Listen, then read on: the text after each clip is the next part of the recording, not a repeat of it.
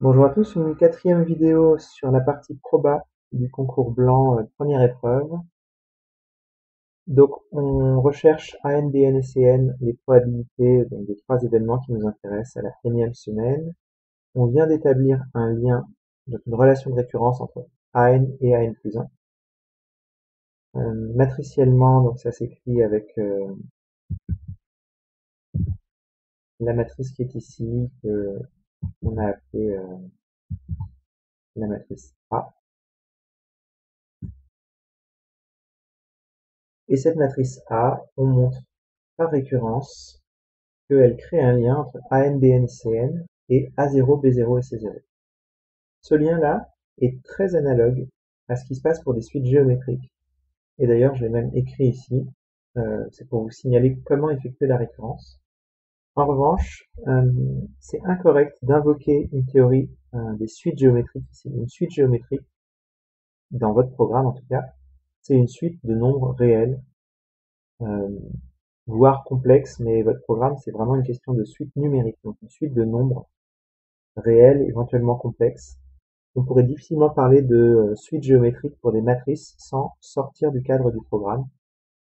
Donc tout ce que vous voulez faire qui ressemble aux suites géométriques, c'est légitime de penser aux suites géométriques en le faisant, mais par contre, c'est indispensable de redémontrer ça. Donc on montre par récurrence que AN, BN, CN, c'est A puissance N fois A0, B0, C0. Et bien sûr, l'hérédité marche pareil que quand on démontre ça pour les suites géométriques par récurrence. AN plus 1, BN plus 1, CN plus 1, c'est A fois AN, BN, CN. Et donc cette multiplication par A nous rajoute une puissance. Donc voilà, l'hérédité est très facile. Et c'est totalement identique à ce qui se passe pour les suites numériques. Mais ce serait incorrect d'invoquer des suites de matrices et de parler de suites géométriques à propos de matrices. Bon, là encore, si vous êtes sur une épreuve de type EDEC ou Écricom, on vous en voudra de le faire. Si vous êtes à la question 14 et que les 13 premières sont déjà très très bien sur l'épreuve des Parisiennes, on vous en voudra déjà beaucoup moins d'utiliser ce petit abus, notamment si c'est clair que dans tout le reste de l'épreuve, vous savez parfaitement ce que vous faites. Voilà. Mais c'est difficile de parier sur le fait que vous allez parfaitement savoir ce que vous faites sur 15 questions de l'épreuve des Parisiennes au moment où vous allez aborder ça, et donc vous pouvez vous permettre ce genre d'abus. C'est beaucoup plus raisonnable de le faire très proprement, ça prend 3 lignes et 2 minutes. Et ça, ce sera comme ça incontestable.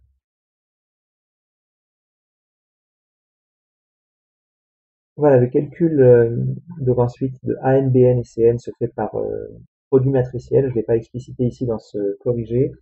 Et ensuite, quand on fait tendre n vers plus l'infini, ce qui est intéressant avec les probabilités, c'est que quand on a une proba qui est entre 0 et 1, strictement, et qu'on la met à la puissance n, eh ben, c'est un bout qui tend vers 0. C'est ça qui permet d'avoir les limites de AN, BN et CN assez facilement.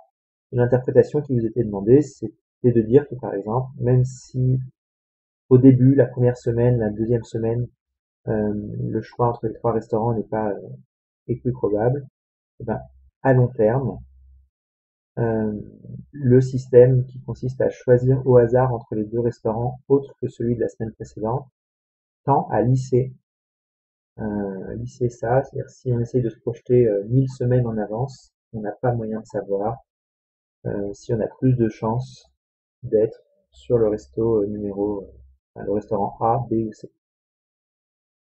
Voilà, un mot rapide sur la troisième partie qui était une autre situation de probabilité où cette fois-ci on choisissait non plus entre trois restaurants mais entre deux activités. On aurait pu aussi prendre deux restaurants et faire quelque chose de totalement analogue.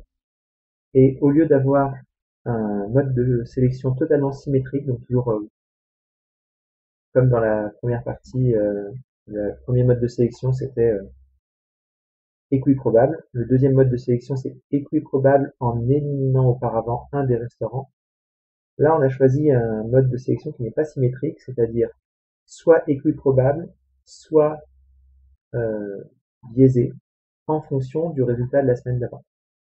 Donc, notamment si on a vu une exposition la semaine précédente, euh, on choisit le cinéma avec une probabilité 2 tiers, et donc à nouveau une expo avec une probabilité 1 tiers. Et en revanche, si on a été au cinéma la semaine d'avant, on choisit expo ou cinéma avec probabilité 1,5, 1,5. Donc, les premières questions sont à nouveau faites pour vous familiariser avec les données. Ça coûte vraiment pas cher de faire un petit arbre si vous voulez vous rassurer. Et même chose pour la question 21, qui était parfaitement analogue à la situation de la question 16 dans la partie d'avant. Sauf que cette fois-ci, au lieu d'avoir quelque chose de similaire 1,5, 1,5, et ici on aurait aussi 1,5, 1,5, là c'est différent. On a 1,5, 1,5 après un film, 2 tiers, 1 tiers après une expo. Bon, ceci dit, si on a fait un arbre, la formule des probabilités totales, couplée avec la formule des probabilités composées, qu'on peut éventuellement ne pas citer, vu qu'on a une des formulations de la formule des probabilités totales qui prend en compte les probabilités conditionnelles à 2 étages sur l'arbre. Donc voilà, c'est ces 2 théorèmes là qui nous permettent d'établir clairement le lien entre Fn plus 1 et En et Fn. Ensuite, on exprime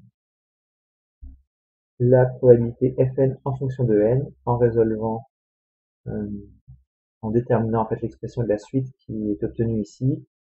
Et pour changer un tout petit peu, pour varier les plaisirs, cette fois-ci c'était une suite arithmético-géométrique. Donc là encore, hein, la méthode pour trouver l'expression d'une suite arithmético-géométrique doit être maîtrisée, tenue sur le bout des doigts. Vous devez pouvoir l'appliquer en toute situation. Surtout que là, la situation est, est relativement simple. On a juste des coefficients moins 1 sixième et 2 tiers. Donc on a juste à dérouler la méthode. J'ai pas tout à fait détaillé les calculs, bien sûr je vous laisse le faire, ça devrait poser aucune difficulté, n'hésitez pas à me demander des précisions si nécessaire, mais vous avez plusieurs modèles rédigés déjà dans les différents exemples de cours ou de TD. Voilà, à nouveau donc la probabilité, enfin plutôt le coefficient moins 1 sixième, qui est strictement compris entre moins 1 et 1, donc à la puissance n tend vers 0 quand n tend à la puissance infinie, et donc on a la limite qui est 4 septièmes pour Fn, c'est-à-dire la probabilité d'aller au cinéma.